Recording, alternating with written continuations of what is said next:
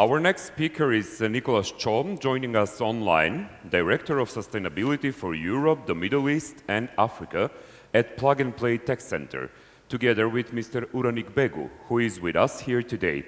They will present on the work that Plug and Play is doing to promote green innovation. Please give them a warm welcome. Hello everyone. It is a great pleasure to be here today. Thank you for the invitation and organizing such an amazing summit. I know it's not easy, but it's the first one. Today I'm here. I will be also speaking in another panel, but today I'm here on my new role, which I recently announced as the Director for Western Balkans for Plug and Play. The leading platform for open innovation, an accelerator program and a fund, which I'm happy to announce that has shown and expressed interest in investing and partnering with corporates and startups in the Western Balkans. Today's presentation will be presented by Nick, who is the Director of Sustainability at Plug and Play. Unfortunately, Nick was due to come with us, but due to some travel issues, he couldn't make it on time. Therefore, we decided to do this hybrid presentation of our sustainability program, with the hope that we could and we will continue our discussion here today while I'm here, but also later on. Nick, the floor is yours. Perfect, sounds good. And yeah, apologies for not being there in person. I'm really excited though, and thank you again for the organizers of the event. Really excited to walk through Plug and Play and innovation today. And really just to get started, it's going to be important to understand where we started, right, as Plug and Play, as a company. Incredible story of our founder and CEO. He owned office space in downtown Palo Alto in Silicon Valley in the 90s. He ended up renting that office space to Google when there were 3 people. And so Google grew from 3 to 50 in his office. He understood what's happening in technology, in startups. He ended up investing into some of the early stage companies coming out of Stanford, like PayPal, like Dropbox, like Lending Club, Danger, Logitech. And that was really the beginning of the Plug and Play idea. And over the last 20 years, we've changed our mission to essentially be building the world's leading innovation platform and to make innovation open to anyone and anywhere. And so when it comes to what this innovation platform actually means, there's 3 core activities and pillars to innovation for Plug and Play today. One is venture capital. So we're investing in over 200 companies per year. And we're really excited and proud that we have 31 unicorns valued at over $1 billion in our portfolio over the 15 years of investing. Corporate innovation, we're also working with over 600 large corporations across the world, across different industries. We're working with their innovation teams. We're using this platform to help innovation teams work faster, more effective, more efficient, and be more successful when it comes to their innovation. And then the third core pillar are accelerator programs. We're running about 60 accelerator programs around the world in different verticals. And this is where we're trying to identify the most disruptive, most leading entrepreneurs and technologies out there, helping them accelerate, helping them scale. And ultimately, we're doing this platform globally, right? We really pride ourselves on a global reach. We're doing this in over 50 locations around the world. It really follows our mission to be able to bring innovation to anyone and anywhere. It gives the ability to not only engage local ecosystems of entrepreneurs and the innovation ecosystem as a whole, but then it also gives anyone we work with an entire global reach, as we have teams all around the world working on this united innovation platform. We're really proud of our partners as well. We have over 500 partners, corporate partners across different industries. This is just a really quick snapshot. These are typically multinational, right, leading corporations in these industries. And when it comes to what we actually do with them, we really pride ourselves on this end-to-end innovation. So we see ourselves as a complete turnkey infrastructure for not only startups, but also for corporations and governments, trying to do everything from culture change to building partnerships to executing on partnerships and building ecosystems, which I'll talk a little bit more into as well. And we're doing this across over 20 different industries, which we call verticals, sustainability being one, and that's the one we'll focus on for the rest of the time here. But it really gives us the ability to see different trends across markets, different trends of what's happening in different industries, being able to pull those insights into and apply to another industry as well, which gives us a really unique perspective on actually innovation and cross-vertical technologies and solutions. And so for sustainability, we started sustainability about 4 years ago at Plug and Play. We believe that the sustainable transition is the biggest opportunity in innovation and disruption for the next few decades.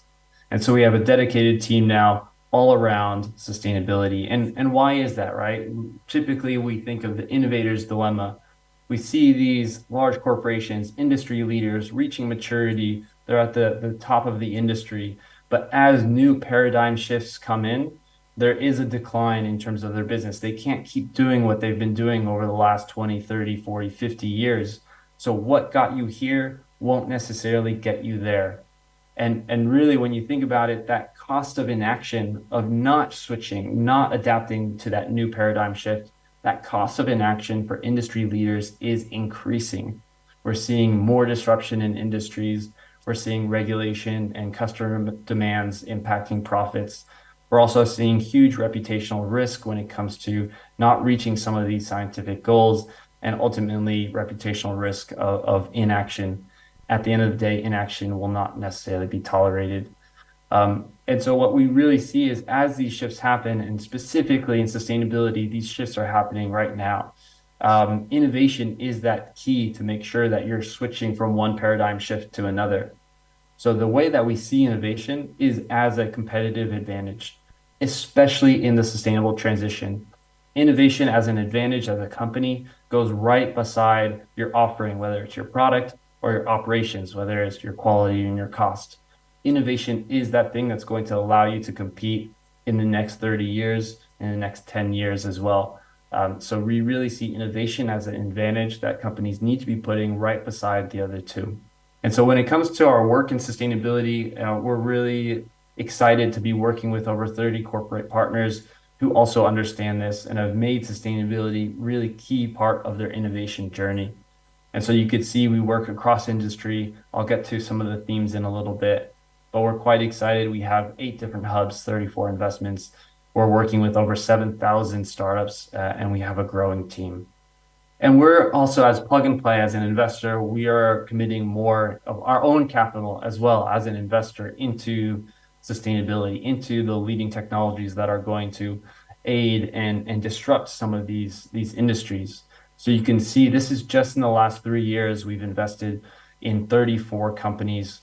And this is, you can see sustainability very holistically, everywhere from energy to water, to food, to plastic waste, to production efficiencies, to climate fintech. We really see that there's disruption happening in a lot of different industries, and we're committing our own capital into these ones, which we think are really disrupting and will be large companies in the future. And we're doing this again as a global platform. So we're trying to understand, and we understand that sustainability is a global challenge, especially when you look at supply chains. So we're establishing sustainability hubs around the world to be close to our partners, but also to identify those leading technologies that are now coming out of everywhere around the world, not only California, where it used to be 20 years ago. It's really global, and there's a lot of exciting technologies. But what we really pride ourselves on is that number 224, pilots and proof of concepts. With our partners and with the startups we work with, we've been able to facilitate 224 partnerships where they've been able to work together, drive value, and from one side be a customer, from one side accelerate the leading technologies and improve their business, whether it's product offering, costs, or ultimately sustainability as well. And a lot of people will ask us, what do you mean when you say sustainability? It's sometimes that word get thrown around a lot. And so we put this into a visual representation, and the way that we see it is a very systemic approach. So we have identified some of these key pillars to what we believe is really shaping our economies and our society today. So things like how we live, how we make things, how we get around, how we grow things. And then we've identified these fundamental layers that impact everything, right? Whether it's finance, whether it's energy, whether it's adaptation and resiliency, and of course, social. There's a huge focus on carbon over the last 3 years, but there's a growing focus and understanding that the social elements are also tied to our carbon neutrality path, right? If we're not solving some of these social elements, we're not going to also be at the end solving some of our carbon neutrality goals.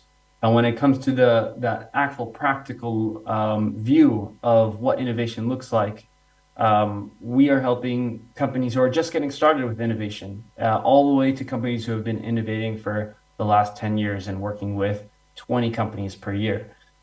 So we do everything from the exploration. That could be anything from culture change within an organization, which is a huge roadblock with a lot of companies when they're trying to innovate. Everything from mindset shifts to culture change to just understanding how to do innovation. So it's a lot of best practices. We could do workshops and events to engage business units and bring that excitement into these organizations, all the way to finding solutions. And that could be scouting globally, finding those startups and scale-ups that are best suited for your business and your maturity and what you're trying to solve for, all the way to execution. And that's practically doing project management and helping these companies actually work together.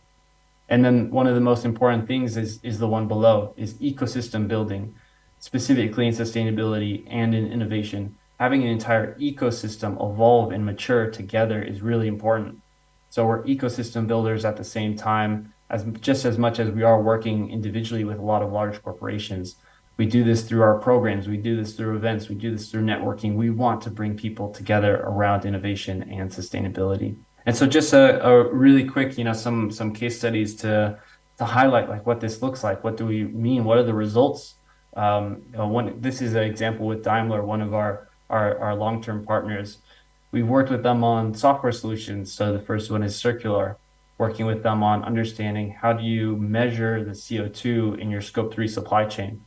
Circular is a track and trace traceability startup, but they can also measure at every single stage of that supply chain what the CO2 emissions are.